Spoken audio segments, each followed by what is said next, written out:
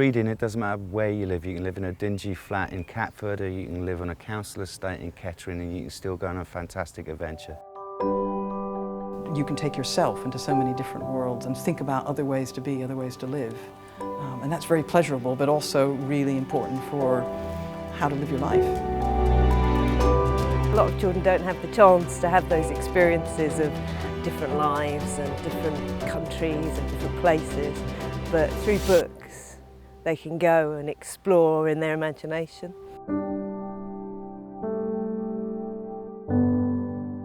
We've got a government who over the years have made the curriculum more and more restrictive, and that they have imposed on teachers methods of teaching literacy which we know don't work. A concentration on solely using synthetic phonics does not create readers. And so the union believes in the principles of reading for pleasure, because that's how you get young people to read, to engage in literacy, and all the evidence shows that reading for pleasure has a significant impact on children's achievement.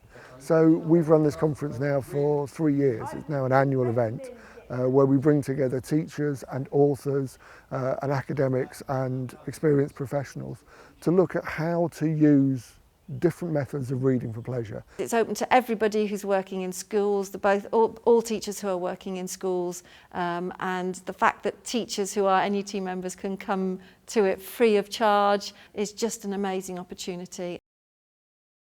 Our aim is to provide teachers with a series of strategies so they can make reading exciting, fun, so that schools will be saturated with quality books, displays, will provide the children with activities that will excite them and enthuse them, and that they're not just seeing reading as a series of rules given down on high in fairly dull lessons, but that lessons are exciting, vibrant. And the teachers are coming along here, spending 2 days of their own time, including the Saturday, which is absolutely brilliant, to try and get a whole series of new activities that they can use to get their kids more engaged in reading. Why do you think my children love these books? Why are these books so well thumbed and falling apart and so on? So just have a think about that for a moment. What is it about them? A large part of the Reading for Pleasure course is people actually discussing in small groups what they can do to get their kids reading, to get them fired up and engaged. They're building a Minecraft, it just really engages them, doesn't it? Minecraft is just a massive interest, isn't it? And fortunately, there are millions of Minecraft guides. So if you have got kids in your class that don't tend to read for pleasure but that love gaming, get them some games guides. There's a series called the Prima Games Guides. My head wants to steer all of my reading for pleasure sessions around a task or an outcome. I don't want to do that. I want them to just be able to enjoy reading a book. Children can do as many grammar and phonetic activities as you want without really catching fire with reading. What you want with reading is the child is gripping the book. They can read, but they don't always choose to read. And the fine skills of reading are out of immersion, are out of regularly reading a book, a poem, a piece of non-fiction, a piece of communication technology, and really engaging with it, so the thrill to the activity. That's what makes a reader for life. One of the things I would urge you to do is remember the fact that reading is an emotional experience. So in preschool, we have a little comfy seating area, and it's sort of sectioned off, because what you're trying to recreate is that bedtime thing, isn't it? At the moment, for kids in schools, there is so much effort being made to make sure they can read, to make sure they can pass tests, to make sure they understand all the technical functions of a sentence, of grammar, of all of those things, and all of it can take away the joy of actually reading, and kids can be switched off from books before they've even begun. So I'm from a primary school background, and unfortunately we don't always get time to read whole books, and we tend to focus on extracts and be reading extracts because we're trying to find nouns or adjectives within those extracts. So it kind of takes away the pleasure for reading. So when we do actually get children to read, there is a reluctance. So I think it's really important to get back that excitement, or get children to actually want to pick up a book and read it because they're interested in what they're going to get out of it, as opposed to what we, the teachers, want them to get out of it.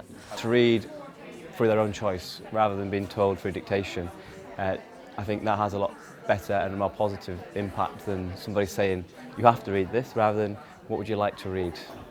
comics were seen as a very pernicious influence in the 50s. They were, if you like, the video games of the 50s. They were the things that were ruining our children's childhood, turning them all into juvenile delinquents. I think now that comics aren't frowned upon. Comics are actually a key part of the reading strategy, and it's the thing that I've always been really keen to promote. And I'm going to present some reading lists today just to show teachers the breadth of what's available. And I think they, like me, would be quite surprised by the incredible range of genres and story types and age groups which are nowadays catered for by the comics medium. Outsize books.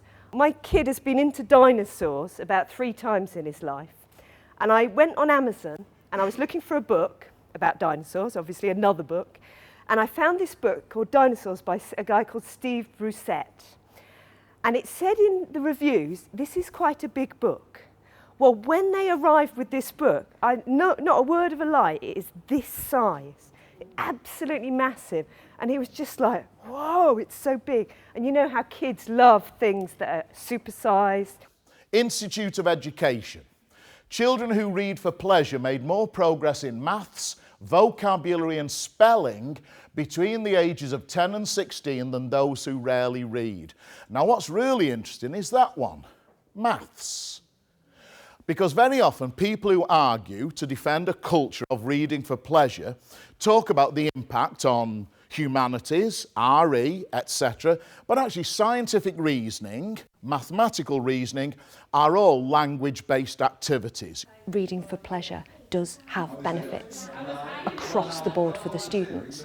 So in all of the madness that happens outside of our institution, our education, our schools, if we keep working at showing students the benefits of reading and the books that they might want to access to help understand their own worlds, then something is staying stable for them and we are able to feel empowered to do something for them. We model ourselves as readers, but they need to see other models, don't they? What other role models do they need to see? Parents, yeah? Maybe especially dads, I don't know. I mean, is that unfair? We need to work with families and parents to encourage and help. Most parents want to help their children read. They often need support from schools in doing that. Now it is white working class boys who provide us with the biggest challenge. And we have to have literature that actually engages with those kids. So we don't give them unrealistic, non-age related expectation activities about literature. We engage them with football and graphic novels and comics and spy novels and the kind of things that will make a child thrill to the written word. You're going to make up an acronym for silent, sustained, individual, private reading, but it has to be slightly rude or quirky, okay? Go, you've got about 1 minute. They're all reading silently everywhere. It's good, isn't it? They're filming your arse. Overall, young people who enjoy reading very much are nearly 5 times as likely to read at the expected level for their age compared to young people who do not do it at all. Can you put on your hand any book that has for you been particularly useful to use with your kids, and maybe just a short description of why? You know, this book is great because, so a recommendation. And then what you do with the tree is that the kids go to the tree and they take somebody else's recommendation, and then when they've read it they can maybe add a sentence, put it back on the tree, so it becomes an interactive display.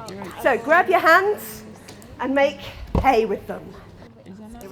And we're really into it. And it's so pure. People that we have back Sound. Ooh, one I've not heard of. This is nice. We shouldn't underestimate the impact of austerity. We have library closures, we have cuts in school funding coming up, and it is increasingly difficult for schools to resource and to provide reading materials for children. It's a profoundly harsh fiscal and political climate at the moment, and libraries closing not all libraries have closed as yet, but watch this space. I think libraries are amazing, and we're being told from all directions that they're obsolete, that they're mausoleums, and it's a lie. Her Majesty's government has closed 353 libraries in the course of this government. About 20% of librarians to 25% of librarians have gone. 14 million books have disappeared out the system. And everybody knows why we're here. The crisis is terrible. And this is one example. This fantastic occupation is fighting against the austerity government, is fighting against endless cuts to our library service. A reading child is a successful child. And a government that takes a book out the hands of a child, they are abusing childhood. That is the reality. Hey! We have the right to feed our imaginations and develop our thoughts. This should not be taken away from us and should not only be available to the privileged few. I really would love it if every single teacher would take, you know, classes of kids, maybe 7, 8, 9, into libraries, show them what is near to them, if you are lucky enough still to have a library close to you, because those libraries can genuinely be a lifeline for young people. And there's a magic in it too, and they're books for free. You get to choose anything. There is no risk. If you don't like it, you just take it back. I think my message for teachers is know what really works. And what really works is that a child who's engaged, a child who loves what they're learning, will always learn. You'll be given all kinds of things by government. You've got to actually transfer them into the real experience of children. And our course aims to do that, to connect up what they need to achieve with the real ways to achieve it, through engagement, through passion, through fun. And that is the real heart of what we're doing. This course is brilliant, and I think by the fact that you can see that so many people wanted to come on it is a testament to two things. A testament to the fact that the NUT is putting on a course that shows that we understand what teachers need and want to talk about, and a testament to the fact that teachers know what's important in schools and know what we should be talking about and we should be offering the children that we teach.